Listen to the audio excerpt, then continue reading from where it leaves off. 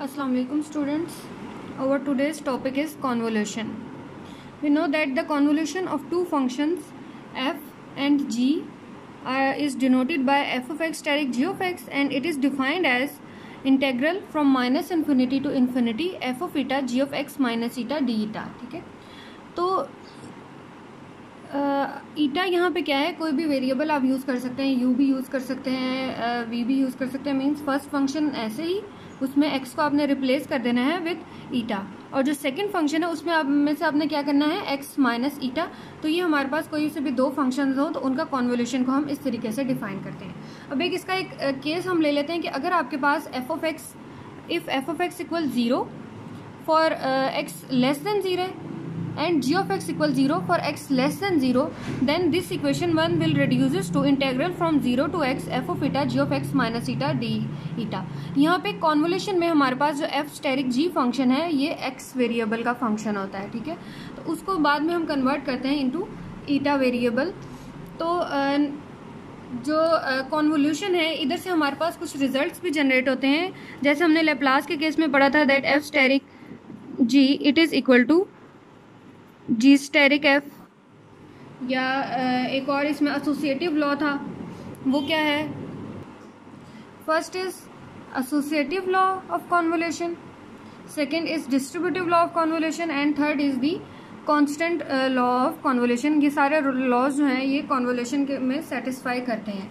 यानी आप इसके ऊपर एफ स्टेरिक, अगर ये फर्स्ट में आप देखें कॉम्यूटेटिव लॉ जो है f asterisk g it is equal to g asterisk f, तो अगर आप यहाँ पे कॉन्वोल्यूशन का फॉर्मूला अप्लाई करें और दोनों लेफ्ट हैंड साइड और राइट हैंड साइड को सॉल्व करो तो आपके पास आंसर जो है वो सेम आता है। अब ये जो कॉन्वोल्यूशन का मैंने जो केस यूज़ किया है कि x equal to 0 for x less than 0 and g x equal 0 for x less than 0, तो उसके लिए कॉन्वोल्यूशन का क्या फॉर्मूला है, इंटेग्रल फ्रॉम 0 टू एक्स। ये वाला इंटेग्रल को यूज़ करते हुए हम एक एग्जाम्पल सॉल्व करते हैं। ये एग्जाम्पल 9 है, find the convolution theorem of this following functions. F of x given है और जी ऑफ एक्स गिवन है, हमने क्या करना है, एफ स्टेरिक जी कैलकुलेट करना है। तो एफ स्टेरिक जी किसके इक्वल होता है, 0 to x f of x. अब यहाँ पे क्या गिवन है, एक्स ग्रेटर टू 0 वाला जो केस है उसमें हमारे पास अगर आप ले लेते हो, अगर हम इसको, वही चीज़ आ गई ना कि केस यहाँ पे क्या है, एक्स लेस देन 0 वाला केस हम यूज़ कर रहे हैं, ठीक है। तो उसके अकॉर्डिंग फार्मूला क्या यूज़ किया, 0 to x f of x. अब एफ ऑफ एक्स यहाँ पे क्या है, ई माइनस एक्स है, तो हम क्या करते हैं, एफ ऑफ ईटा लेना है तो ई माइनस ईटा, ये वाली चीज़ ई माइनस ईटा, साथ में क्या करते थे, g of x minus eta.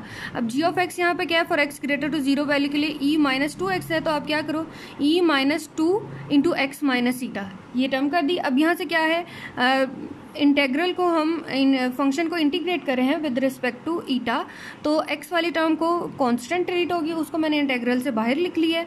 Then इस फंक्शंस को सिंप्लीफाई किया, E minus eta into E minus minus plus, तो 2 ईटा, तो यहाँ से क्या बच जाता है, ई पावर ईटा डी ईटा। इस फंक्शन को ई ईटा को इंटीग्रेट किया, लिमिट ऑफ इंटीग्रेशन पुट करने से हमारे पास फाइनल क्या आ गया, e minus x minus e minus 2x।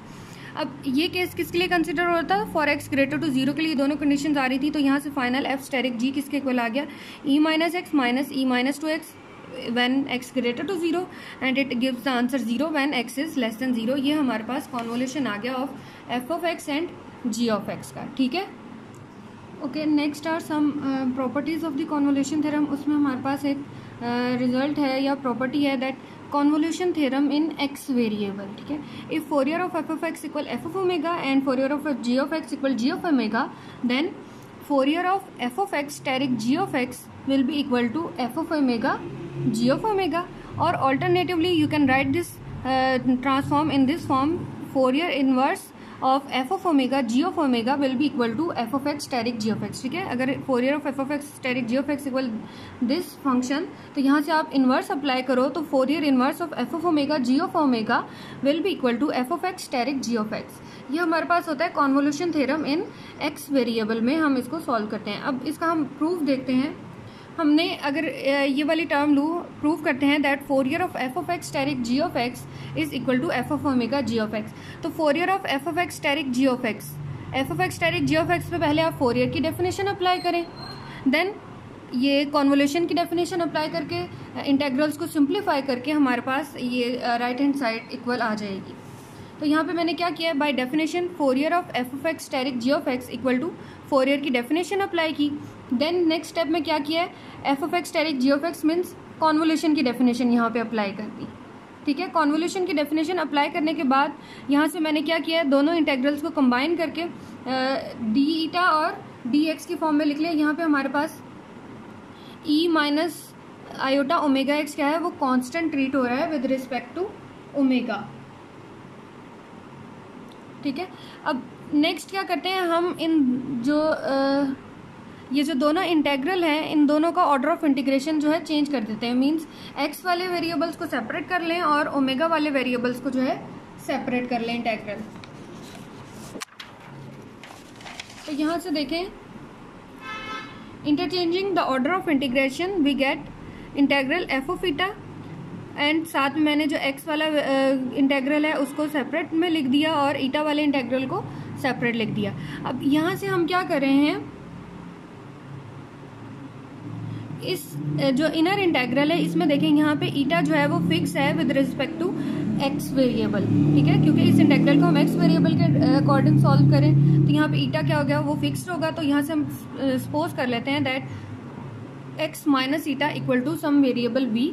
तो यहाँ से डी एक्स आ गया डी वी, और लिमिट ऑफ इंटीग्रेशन क्या हो जाएंगी अकॉर्डिंग टू वी, वो सेम ही रहेंगी वैसे तो, माइनस इन्फिनिटी से इन्फिनिटी पर।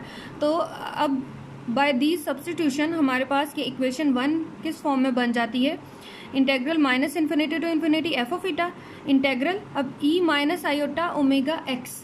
अब एक्स की वैल्यू यहाँ से कैलकुलेट कर ली, वो क्या आ गई, ईटा प्लस वी, और जी ऑफ एक्स माइनस ईटा किसके इक्वल था, वी के, और डी एक्स किसके इक्वल है, डी वी के, और डी ईटा जो है वो इस इंटेग्रल के लिए डी ईटा। अब यहाँ से क्या करो, ईटा वाले इंटेग्रल को सेपरेट लिख लो और वी वाले इंटेग्रल को सेपरेट लिख लो, e minus iota omega eta और साथ में f of eta d eta, then e minus iota omega v and साथ में g of v d v. अब ये आपके पास देखें क्या इंटेग्रल की फॉर्म बन रही है, minus infinity to infinity e minus iota omega x. अगर आप x f of x d x के अकॉर्डिंग देखो तो ये आपके पास फोरियर की डेफिनेशन बन रही है। यानी अगर कोई भी फंक्शन का एफ ऑफ ईटा का आप फोरियर ट्रांसफॉर्म लेते हैं तो वो किसके इक्वल आता है, minus infinity to infinity e minus iota omega eta f of eta d eta. तो इसको मैं लिख सकती हूँ that it is equal to f of omega. Same जो सेकंड इंटेग्रल है उसमें भी integral e minus iota omega v g of v d v, यानी किस फंक्शन का फोरियर ट्रांसफॉर्म है, जी ऑफ वी का। तो जी ऑफ वी का फोरियर ट्रांसफॉर्म किसके इक्वल होगा, जी ऑफ ओमेगा। तो यही चीज़ हमने प्रूव करनी थी स्टार्ट में कि अगर आप यहाँ से देखें that Fourier of f of x asterisk g of x is equal to f of omega g of omega.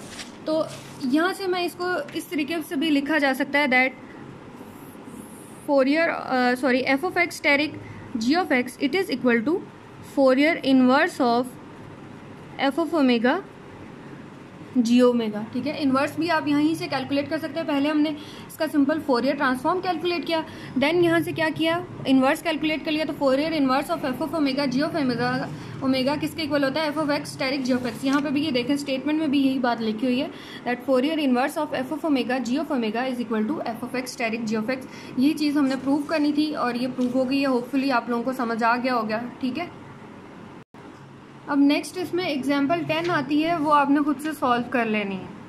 बहुत इजी है, यही कॉन्वोल्यूशन आपने यूज़ करना है और इस प्रॉपर्टी को यूज़ करते हुए आपने एग्जाम्पल 10 को सॉल्व कर लेना है। Okay, thank you so much.